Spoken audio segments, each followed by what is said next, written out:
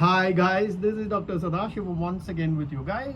Let us all remember that the market does not react to the same news twice.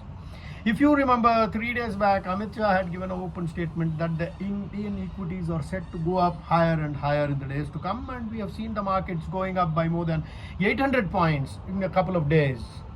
But yesterday, when the Prime Minister talked about the Indian equities going up and the banks doing well in the near future, the market did not react to that. Probably because market does not react to the same news twice. Now guys, what is happening? If you look at the world markets, the US is up, the China is up, the Asian markets are up, all markets are up, and all markets are almost touching their all-time highs.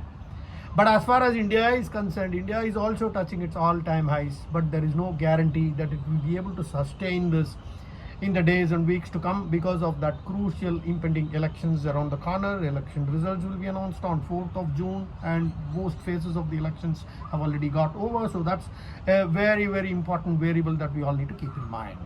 Now, as far as the US markets are concerned, almost they are touching their all-time high, but yesterday there was a little bit of profit booking because the Dow Jones, which had touched its all-time high of 40,000, had slightly come down yesterday, guys. Another thing that needs to be watched is Nvidia results are going to be announced tomorrow, and that will move and shake the US markets. But in any case, the Nvidia stocks have gone up by 1%, and almost the other crucial factor, especially as far as the US markets are concerned, are the softening inflation figures for the month of April released during the last week, and then the softening job market also that we have seen, which has increased the probability of US rate cuts by more than 70%, which means 2 rate cuts of 25 basis points each till the end of this year.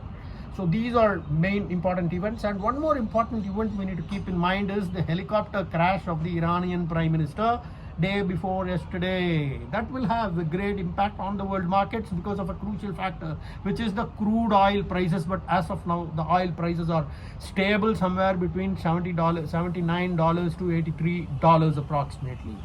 So as far as the Indian markets are concerned, the markets had come down, and we had talked about how the markets have gone up.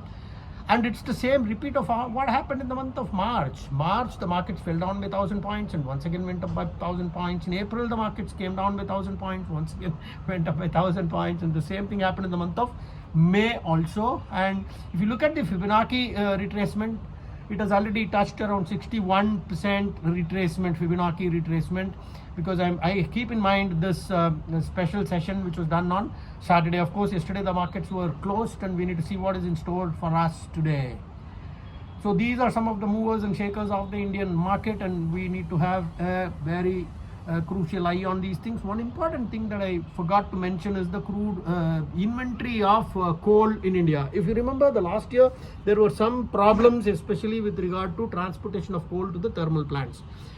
Looking at the temperatures throughout the country, the peak demand for power is touching new highs, and enough measures have to be done by the government in order to ensure availability of coal at the respective thermal plants, which the government has already done, and transportation arrangements are well. The government is well prepared to go through to face this crisis, if it erupts in future, guys. Okay guys, this is Dr. Sadasivam signing off till we meet again. Bye bye. Jai.